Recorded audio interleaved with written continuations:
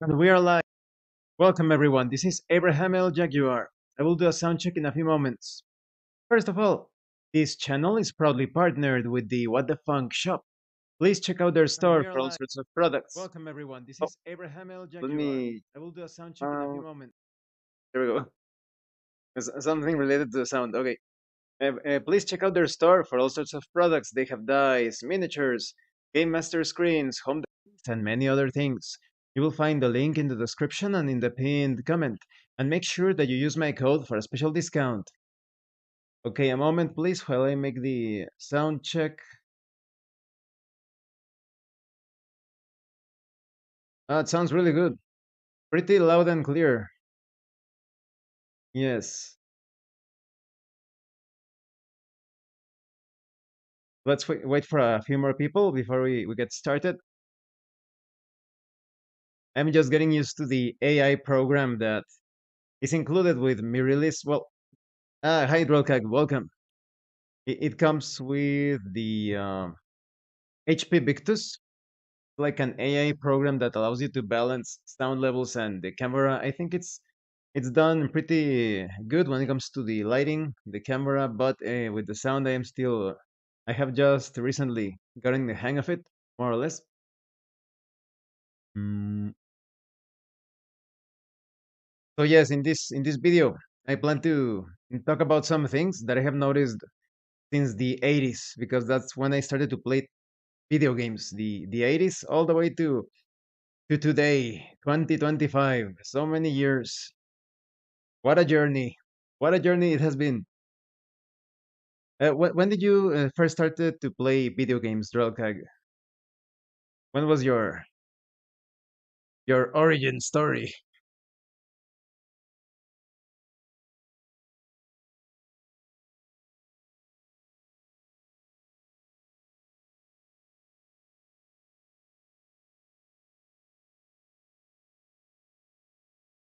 Because it's important when it comes to the nostalgia that you experience throughout the years. I think nostalgia is great, but there is also a need for objectivity so that you do not get stuck in the rose colored glasses sort of mentality. Let's see, Drelkag says, I have a home video when I was a kid of getting Zelda for Super Nintendo, lol. So you started with the Super Nintendo? That's a pretty good start. If so, that is an amazing start. The Super Nintendo, one of the best consoles out there. Mm, and it lasted quite a bit of time because Nintendo is quite famous for having that controlled obsolescence. Welcome, Vic. Welcome. Yes, because the Nintendo is a bit how will you say, notorious of having controlled obsolescence. They bring out consoles and they stop working for a bit. Awesome. So the Super Nintendo, that's an amazing start. I definitely want to get one of these days one of those 8-bit dock controllers that emulate or simulate rather the Super Nintendo controllers. Although I would prefer the one that has handles and triggers similar to Xbox controllers because it provides more sensibility when it comes to when you're using your bow or arrow in different video games. What about you, Vic? If you care to share when your origins, I'm pretty nostalgic for Atari games, but when I play them now, they are so archaic. That's true. That's true, Big. So you also started with the Atari 2600. That was first my first console, the Atari 2600. Definitely. In 30 years, they have accomplished so much, and video games have evolved dramatically. They take on some very serious situations. That is, some things handled in video games also apply to many areas of your life. And when I go back to the Atari 2600, when I started to play He-Man and G.I. Joe, I would never would have believed that back then, even within my kid mentality, that video games would be so complex later on. Actually, of course, because I started very young, I didn't. I wasn't very good at the start when I started to play G.I. Joe He-Man, of course, Space Invaders, the classics, Pac-Man, all of those. I sucked so bad as expected, but I also found it like a mystery that many games, other people told me, "Oh, that game is too complex for you." I don't remember the name of the game. It was a Space Commander sort of game, but the accessory that came with the game was this like a controller, like separate, like a TV remote, almost like a TV remote. But you needed to press some keys in order to activate missiles and control the expenditure of fuel and the force field. And I always wanted to play that on my own, but the adults were constantly telling me, "Oh, that video game is too complex for you." But tell you what, you can control the remote while I handle the ship.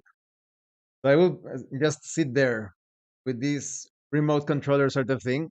Oh, let's say Big says I can still play some NES games, and it jumpstarts my imagination. Yes, we definitely need to talk about that. Those pixel or retro graphics that provide something that even the most advanced graphics sometimes miss. So I had that remote controller, and I was just waiting for the adult to tell me, "Oh, press this button now. Press this other one. Press that one." And of course, if they lost the game, "Oh, Abraham, you screwed things up. It's your fault. We got destroyed because it's your fault. You didn't press the button in time."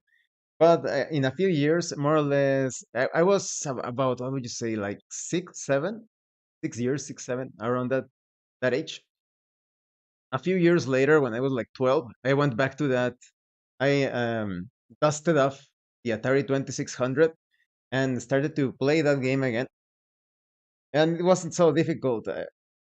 The ones playing that game back then truly were the ones that were truly sucking at the game. So I actually played that game, finished it several times because in many Atari games you only played for the highest score. You didn't have like a proper storyline in most cases. Of course, there are some notorious examples like E.T. You did have a story for the E.T. Atari video game, but the game itself it wasn't that good. So that's one of the things that also surprised me quite a bit with video games, and something that annoyed me when I was little. I was playing He-Man, I was playing G.I. Joe, and Jar's Revenge. In the case of Jar's Revenge, for those of you that haven't played Jar's Revenge, um, you are basically playing as this humanoid fly, insectoid sort of being, like an alien. And you had this comic book that told you about how the entire species was in danger and blah blah blah. And then I played the game, and that's it. I'm playing to know what happens after the comic book. Why am I just fighting these, going through this barrier, shooting my bullets, but they don't tell me what happens after the comic book? Big Rule says, "Did you ever play the Indiana Jones?" Yes, yes, I played Indiana Jones. It was, to me, it felt a bit similar to ET in its obscurity, in zero hand holding, and the graphics were so abstract you almost didn't know what to do. I also found it quite ridiculous that you have the snakes chasing you around. And I thought, well, in the movies Indiana Jones, of course he's afraid of snakes, but here the snakes, they are just too powerful. They kill you immediately. So yes, I definitely played that one. But that's one of the things that I wanted about the video game experience. I thought they aren't telling me what goes on next, what happens to the plotline, what happens to the main characters. The same programmer that explains it. Oh, that programmer. I wonder what happened to him if he improved. Who knows? Because it is quite notorious. Of course, you all know that one of the considered to be by many one of the worst Atari games out there. But yes, it was always lacking. I didn't like to play for the score all the time. I thought, well, yeah, I got a higher score, but what about, did the character actually save the world? Or those games that constantly become more difficult as you finish them. Oh, you finished this level, now it's the same level but more difficult. Ah, now it's the same level again, but even more difficult. So that really bugged me. And once I got the Nintendo, Nintendo first Nintendo console, I was fascinated. I thought finally, I can experience through video games what happens to the main character, what happens after the villain is defeated. The endings were such a revolution from my perspective. Aladdin on the Super Nintendo was that way, super difficult. Uh huh. Yes, and when I purchased the Aladdin for the Super Nintendo, the Aladdin game, I thought it was going to be similar to the Sega Genesis one. And I thought, wait, I thought you could use like swords and the graphics were going to be a bit better, but the graphics are still really good. But it was a completely different beast. It, but it was so fun, right? Relcag, the way that Aladdin can swing from the posts, it was like a more like an extremely agile Prince of Persia, put it in a way. I played that game so many times. I still have it. I no, did I sell it? I don't remember if I sold it or if I still have it, but they should release that in Good Old Games. Because in Good Old Games, if I'm not mistaken, you have the other Aladdin game from the Sega Genesis. They should release the Super Nintendo one. There's probably some licensing issue, right? There's always something like that. But Aladdin for the SNES, the music, the graphics. I can still remember the fight against Jafar, the snake. Really cool. So yes, once I got to a Nintendo Entertainment System, it felt so magical, especially because some of the games were super obscure. So they didn't provide enough information to they didn't give the slightest clue in many cases as to how to solve various puzzles, levels, etc. Like the infamous Castlevania 2, Simon's Quest. That was my first Castlevania, Simon's Quest. Belmont, it was Belmont's Quest, right? No, Simon's Quest, Simon's Quest. Um, how would you, how could you tell that by taking this crystal and going all the way to the left side of the map and crouching for who knows how many seconds, a whirlwind was coming for you, was going to snatch you and take you to the right level, the right place, the mansion where you needed to go? You only have like a very obscure tip from one of the villagers, something like, "Oh, if you, I don't remember the exact name, the exact wording. If you bow before the mount, who knows what, something will happen. Something." And Relcac says, "Strategy guides and tip lines were popular back then, lol." Exactly, that's why they designed the game that way, because Nintendo Power, that magazine, was the one that you had to read to understand how to pass that part of the game. It was very underhanded on their part. And there were some other more obscure games, like was it Sword and Sorcery? No, what was the name of it? Sword and Serpents. Big Rule says, "Oh yeah, Simon's Quest was my favorite. I had to hunt down the Nintendo Power to complete that game as a kid. Uh huh. I actually had to. I didn't finish it when I rented the game. I still loved it. The concept of Castlevania seemed so fascinating to me. I actually had my He-Man and I had this whip from another figure, and I had some skeletons, those really cheap Halloween skeletons that you purchased sometimes, like when you were a kid, and came with packed with candy and such. And I set up this diorama with the skeletons and He-Man using a whip as if he were Simon, because Simon, old Simon from the old Castlevania games, looks a lot like He-Man. He's blonde, long hair, and with a muscle-bound body, so a He-Man figure could be a proxy for Simon. And I had a lot of fun because of that. Even though Castlevania 2, a lot of people hate Castlevania 2, Simon's Quest, because of the obscure procedure that you need to follow to finish the game. But it inspired me to get other Castlevania games and other more, let's say, Relcac says they have that skin in I haven't searched for that. I need to get it eventually, perhaps, because of course I like Trevor, but I haven't taken a look at the Castlevania skins. Yes, thanks for telling me. I need to check that out. Hmm.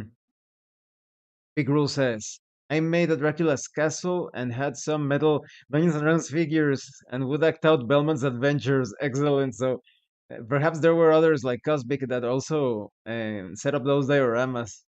There's something really magical about that. A Trevor Alt. Okay. Yes, yes, yes. And um, I think the more challenging things for me during the NES era was that those dungeon crawl type of games, like I said, I think it was Swords and Serpents or Serpents and Swords or whatnot, typical dungeon crawler with a single screen, but like you are looking at things from first person perspective or view. I actually had some friends over because you could actually play it with up to four people. It was three of us in total. It was like a sleepover. We spent all night trying to figure out the game. We had no ideas about tabletop RPG, so we didn't draw a map. We were just moving blindly through the entire maze, getting killed in the process, getting poisoned, not understanding anything on how the spells worked. But at the same time, it was very exciting. It felt like they just tossed us in there in the middle of nowhere in hostile territory, and you're just trying to figure out how to survive. It was pretty amazing. Even though we were completely annihilated several times, it was very fun, quite enjoyable. But I think that the Super Nintendo Entertainment System, considering that you started with that Drellcag, I think that was the peak of Nintendo, at least during that decade or a couple of decades, mostly because it took many of the concepts of the NES and made it extremely accessible to others, not by making games easier, but because the instruction manual, the controls, everything was so well thought of, so well planned. That's where there are so many. There are so many jewels in the SNES library. I am still waiting to see if eventually Capcom will release the sequel to Demon's Crest or a remake. I had a lot of fun because I played the old Gargoyle's Quest. In a lot of Nintendo Entertainment System games, you couldn't fly. I don't know if some of you noticed, but there are a lot of NES games you simply couldn't fly. And I was always looking for that. Oh, the Rocketeer game. With that game, you can actually fly for a bit. Or oh, you have Hook. You know the Peter Pan movie Hook. You can fly a little. But in the Super Nintendo games, there were a lot of games that also had the flight capability for a long time. Like that is, you could fly for prolonged periods. The Super Nintendo Entertainment System version of Hook, you actually could fly. And if I remember correctly, yes, you could fly. And at first, I was really clumsy. I was just constantly tapping jump like crazy because I didn't know that you could actually like hold Y and you can speed. You fly at full speed. It was a bit ridiculous, but yeah, that definitely represented a jump. And the design of video games is was so different back then. They focused completely on the fun, on the theme, everything, removing. There was almost no political nonsense back then, and that's also why many games were so magical. There were still some ridiculous things, like in Castlevania, you had your cross to throw, and they named it boomerang in the instruction manual, not to offend people. What's so wrong with they say, "Oh, you're disrespecting the cross," but it's a video game. It's not real. But after the Super Nintendo, then I think a lot of people branched out. Of course, you could also mention the Sega Genesis. After that era, within the Super Nintendo Entertainment System and Sega Genesis, that decade when they were competing against each other, a lot of people started to veer in various directions. I think that also divided the fan base and made it a bit more challenging to find people that were into the same games that you played. Because back then, it was only, at least in my territory here in Mexico, we were only talking about either Sega or Nintendo. Almost nobody played the TurboGrafx 16. I imagine that for someone that was a TurboGrafx 16 enjoyer, it was pretty challenging to find people that knew about Punk. You know, the caveman with the huge head. I think it actually came. No, I I don't remember if Bunk's Adventure came out for for other consoles, but that was the main game of the TurboGrafx 16 back then. One of the more popular ones, rather. But yes, later on, people started to go towards the Nintendo 64. Others decided to remain with the Genesis all the way to the Dreamcast. Some others started to explore other avenues like the PlayStation 1. Funny enough, at least in my neck of the woods, there weren't too many PC gamers until later on, until Doom appeared. Oh, let's say Big Rule says, my friend had a TurboGrafx, and I always wanted to play Splatterhouse at his house. Splatterhouse. I actually only experienced Splatterhouse, yes, also at a friend's house and later on in the virtual console. And I enjoyed Splatterhouse quite a bit. I don't think I've ever played Splatterhouse 2 or 3. I think it's 3. And I never played the newer one in the Xbox. And Relkek says, same. PC gaming didn't get big here until the early 2000s, exactly. Like it was more of a niche thing. Perhaps because a lot of people didn't focus too much on getting an expensive PC and they just had the console that was more affordable and certainly more trendy. You were like, oh, do you have the Nintendo Entertainment System? Oh, when can I come play to your house at your house? And that's what got you in with some of the kids.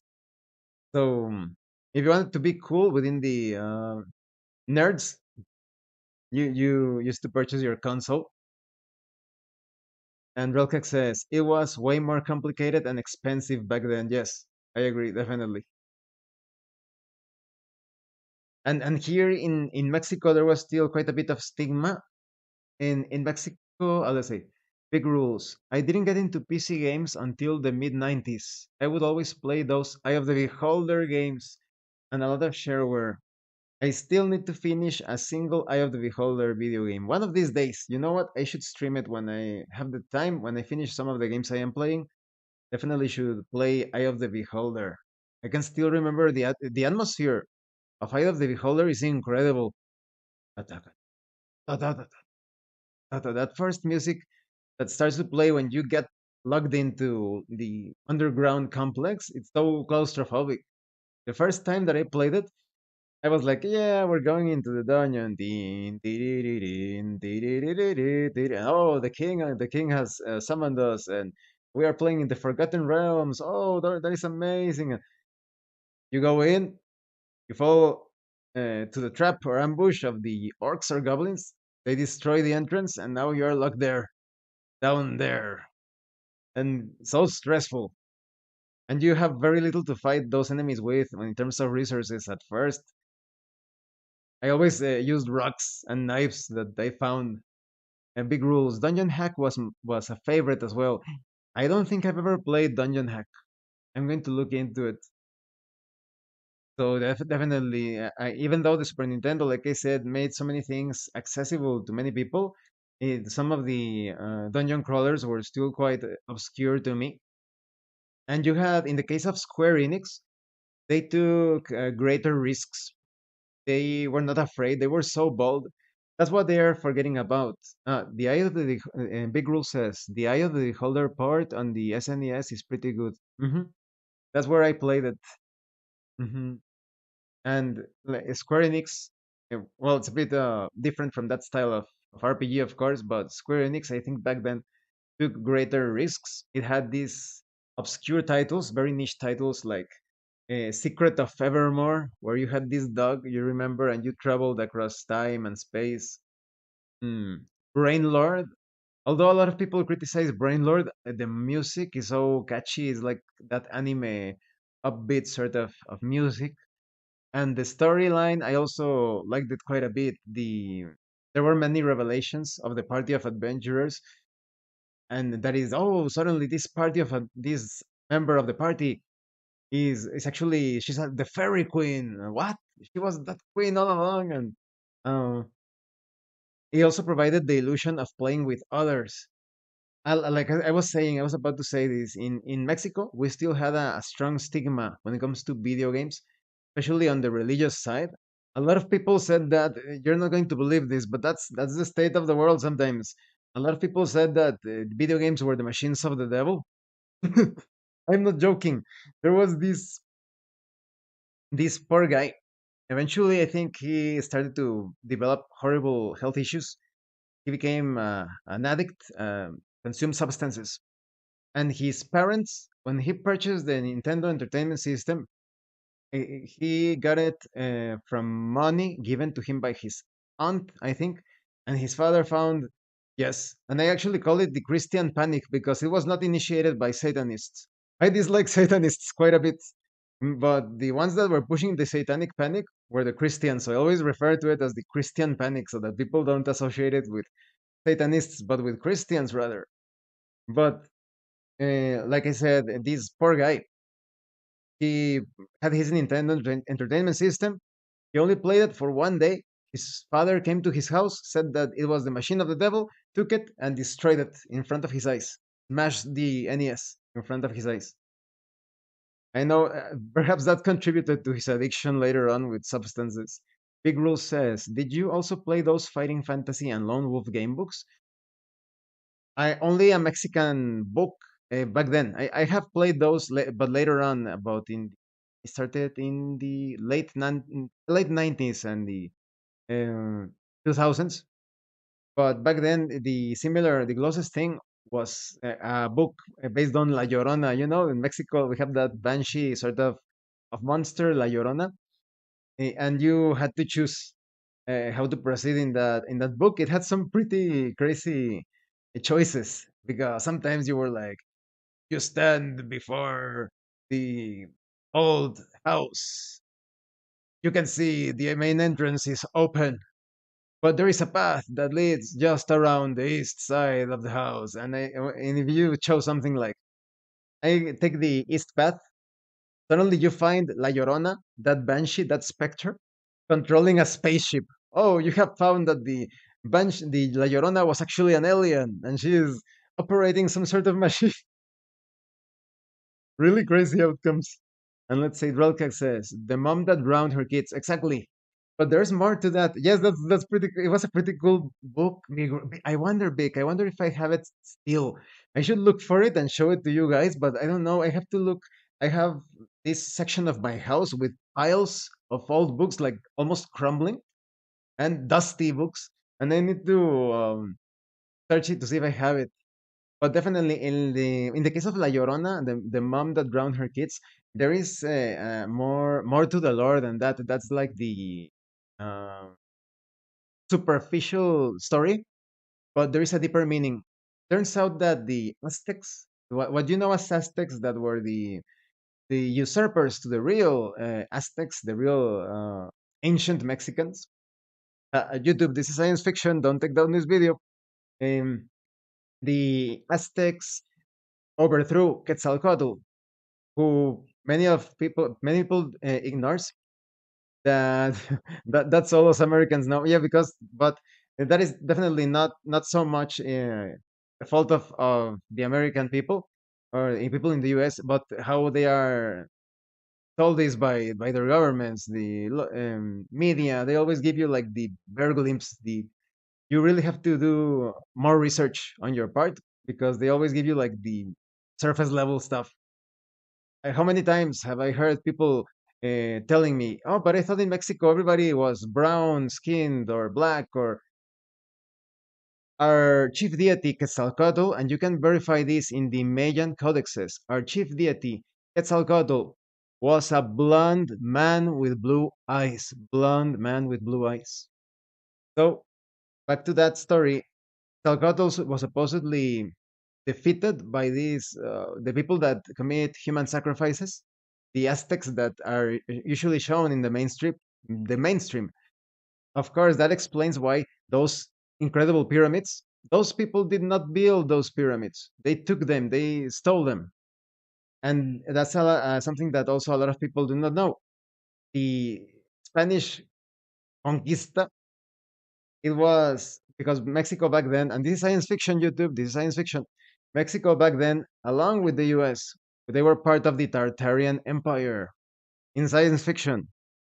So in science fiction, as soon as Spain, that was also under Tartarian rule, found out about the evil Aztecs, that not the good Aztecs, the evil usurpers taking over Mexico.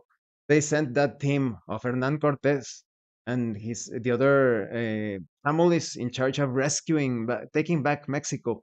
That's why some people point out there were people that betrayed, that is in Mexicans, Native American Mexicans, or Indo Mexicans, could you call them, that collaborated with the Spaniards, the people from Spain, to defeat the Aztecs because they were part of the fallen empire of what was before. Yeah, science fiction. Big Rules says, I see that new structures are always built on top of older megalithic structures, exactly.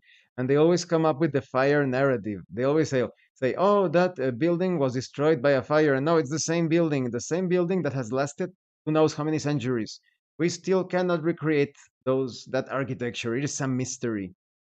So La Llorona is supposed to be one of the evil deities that those Aztecs worshipped. So when the Llorona is crying, "Ay, mis hijos," or my sons, and they tag that story of, well, it was a mother that drowned her babies. But no, it was the evil goddess lamenting the defeat of the false Aztecs, of the false rulers of Mexico. So you could say that the Llorona is a bit like a monstrous deity and a bit Lovecraftian. Some monsters in Mexico are quite Lovecraftian. For example, Zipactli. Zipactli was supposed to be this huge, a combination of crocodile, snake, and fish. It's supposed to be as so big that it could destroy the world. And it is composed of 18 bodies, and at the point where each of the bodies are joined, there is a huge maw. So imagine a crocodile, a bit like a Dagon sort of being that combines crocodile with fish with snake, and you have mouths with teeth all over the body, almost like a shoggoth. So yes, those are. I wonder why they haven't used more of those monsters in video games. They are pretty awesome. The way that Quetzalcoatl and his brother, of course, Tezcatlipoca, the Jaguar God, El Jaguar God. That's a bit like my patron, right? I don't worship gods, but I feel like a connection with that deity. They took Both of them took on Sipakli, but the way that they describe the battle, the way that the battle is described, it looks like a mecha battle because there is this moment where supposedly Tezcatlipoca chops off his own leg and throws the leg into space, right, into the water. Let's call he throws it into the water to serve as bait for Sipactli, for the monster to approach, and then they would attack him from the side. It sounds rather more like, I don't know if you have seen Gundam Hathaway, that new OVA of Gundam Hathaway. There is this part where Hathaway distracts his opponent, Lane, by throwing his rifle, and the rifle explodes. Lane gets distracted, and then he attacks him from the side. I think that's actually what happened within that science fiction. I think that both Tezcatlipoca and Quetzalcoatl were piloting some sort of vehicle, and Tezcatlipoca sacrificed a part of that vehicle in order to distract the monster, if that actually happened. And that's how they defeated Zipactli. But yes, very interesting. It also feels a bit like Pacific Rim, right? But yes, as I was saying, in video games, you saw those sorts of situations. Mm, and now, what the big rules mentioned about the old graphics, the pixel graphics, sometimes people wonder why are people so fascinated about those retro games. Sometimes you have many video games that have that pixel look to them. Some of the characters have no faces at all. And how can you like that, right? But I think it's the very nature of the pixel graphics of they are not showing you everything, that your mind completes everything else. Your mind paints the entire picture. So I think that's one of the reasons why pixel video games or pixel art is still quite strong. Your mind, everyone that plays that video game has a different way of looking at it, which is also has to do with the main differences between tabletop RPGs and role-playing games in video games. Some people compare video games and tabletop RPGs, saying that one is better than the other, but they are different experiences. You're not going to play video games for a completely immersive experience because you are always receiving that stimuli from the graphics, from the music, from the voices, from the sound, from the gameplay itself. It's a different experience altogether. And in the case of tabletop RPGs, saying tabletop RPGs are superior to video games only in immersion, but if you're looking for a combination of graphics, sound, and gameplay, that's only provided through video games. Just like when you watch movies, right? Although movies are very different, it's a more passive experience. Each form of entertainment brings its own thing to the table. And in the case of video games, although it takes advantage from various cinematographic techniques, it is a very different beast altogether. And now that I am playing video games, I find it very interesting in that artistic style in the case of triangle strategy. In triangle strategy, how the characters are pixelated, but the environment is the highest in terms of graphics. Relkag says, mod kits can do amazing things for games. Yeah, yeah. And I've seen some people using so many mods at the same time that they actually say that if they don't have the highest in terms of RAM for their computer, they simply cannot stream those games.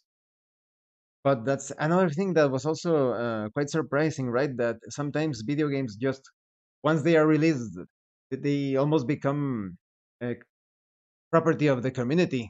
They modify them, they um, tear them apart, add new things, modify things, swap things. The game sometimes becomes even unrecognizable. That's another aspect of the hobby. And Relkak says it's like adding your own stories to tabletop. Mhm.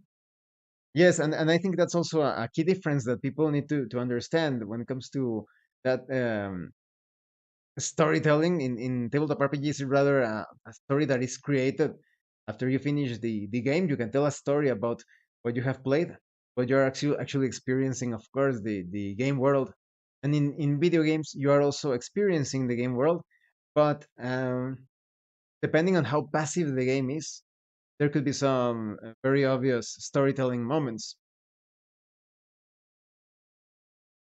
It also makes me think about how games have changed so drastically, based mostly on how little how there weren't too many video games in decades past.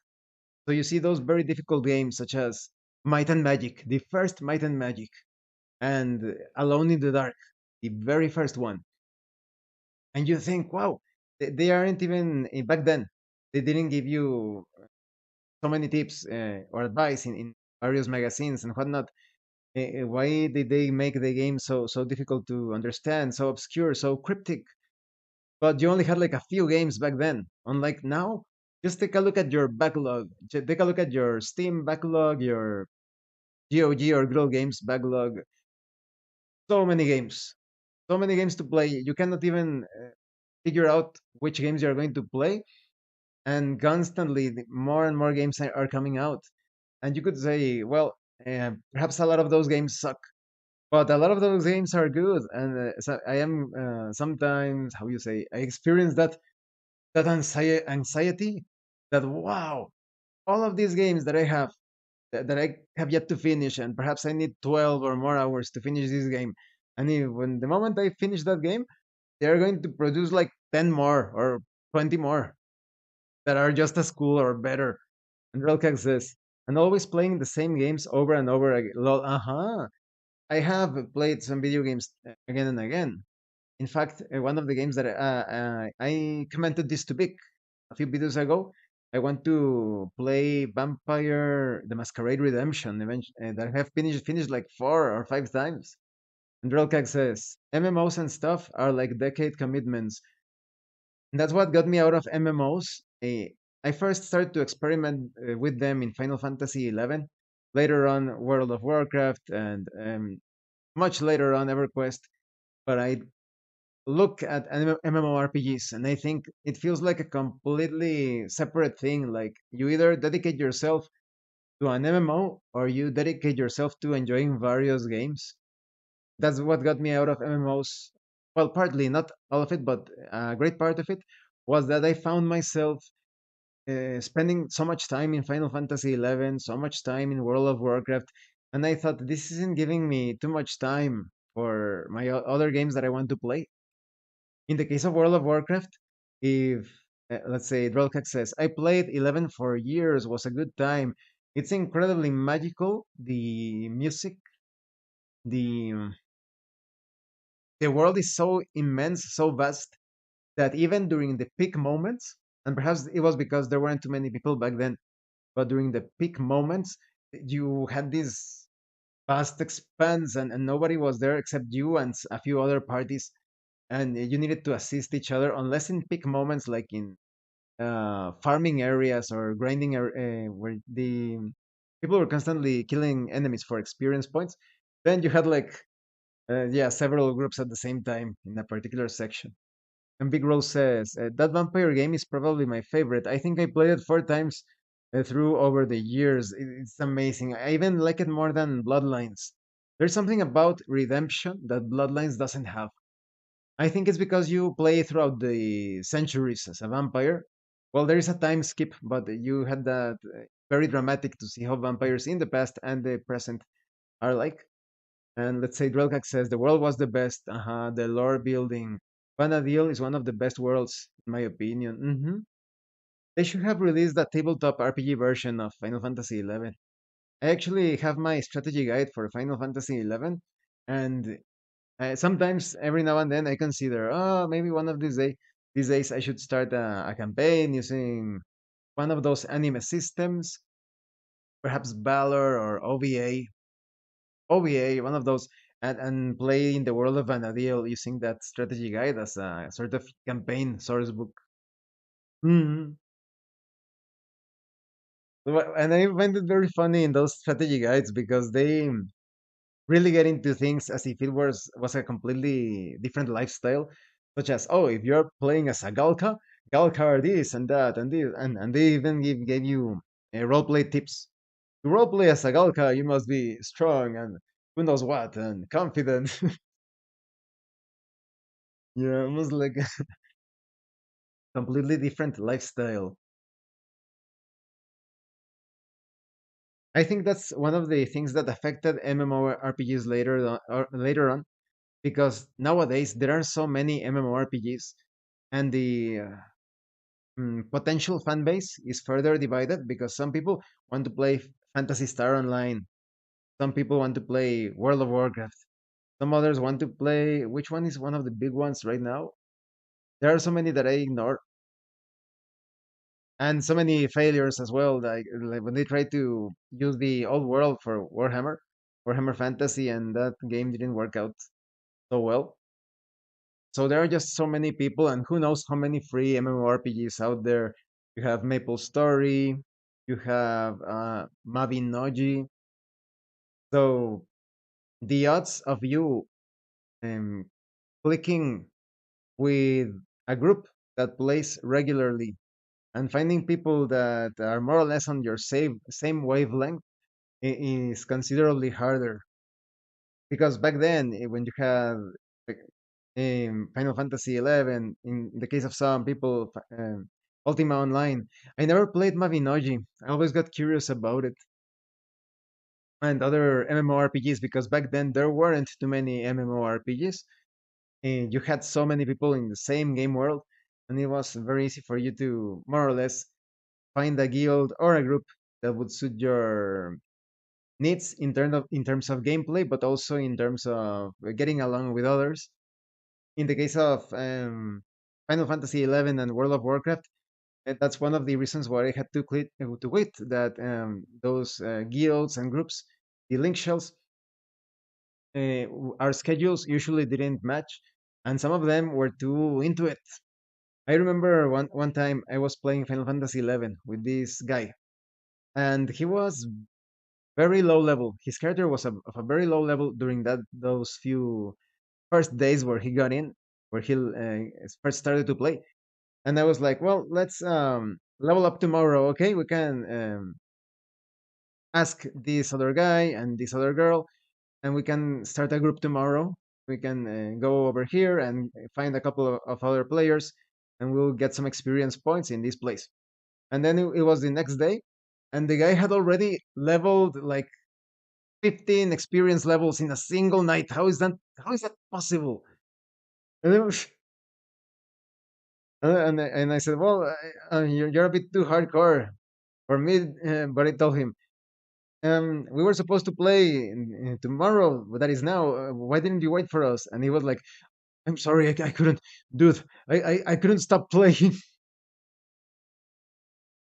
Well, to accomplish that feat of leveling up so many levels in a single night, he probably took his dinner to the while he was playing the game, and he probably went to the bathroom with the computer. It was insane the way that he did it. I still cannot figure out, even with the most optimized group, he must have probably didn't sleep at all during that night. MMOs can get addicting. Yes, definitely. Super addictive. In my case, I think I always avoided that um, because I was always giving too much of a priority to other things. I never felt like, "Ah, I can leave that for some other time." I was always very disciplined at certain things. Not like, oh, he's the best at doing this or the best student, but when it comes to getting things on time, I more or less kept that discipline, even though the results were not as optimal. But yes, definitely. Now that I'm looking at the games that I am streaming, I sometimes find the urge of, oh, I wish I can play these other 10 games. But you need to invest so much time with each game. And this is not, I'm not handling this as a more professional type of endeavor because there are streamers that are always playing those games that are trendy in order to get more views. That is, it is their profession. They play, oh, this game just came out, and they play it and they abandon that game. And they need to pay attention that, oh, this game is about to come out next week. I need to play that game. I'm going to add it to the schedule. So it's always they play that game for a while, they don't finish it, and they move on to the next game. And I am unable to do that unless I get very disillusioned about a game that I don't like this game or whatnot. I need to finish each video game that I play, even if I have to, whatever it takes. Like, for example, in the case of Ghost and Goblins Resurrection, I hit that wall where the legend difficulty was too much for me. Got it down tonight, but I need to finish that game. I feel like, aha, I'm glad to know that I am not alone in this, Relka. It reminds me of perhaps a lot of you. I know that Vic has seen this anime, Dot Hack, Dot Hack Sign. In Dot Hack Sign, there is this.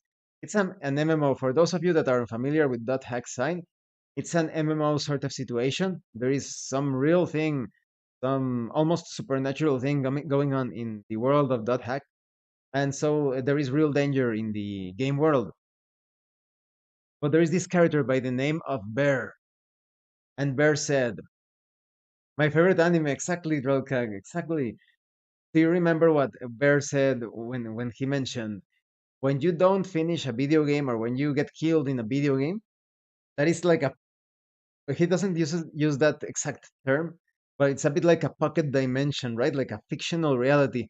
And because you lost against that villain within the game world, all of the people Bear the puppet, yeah, all of the people in that fiction, they die. They are destroyed. They are enslaved. They suffer all the horrible fates you can imagine because you failed to finish the game. And that got really it was very deep for me. It was like, oh, you're right. Even though it's fiction, all of those people suffered because the hero was unable to finish. And I think that's one of the driving forces. That sense is one of the driving forces for me to finish video games because otherwise I feel like those people are doomed, even though it is a fictional environment. Yeah.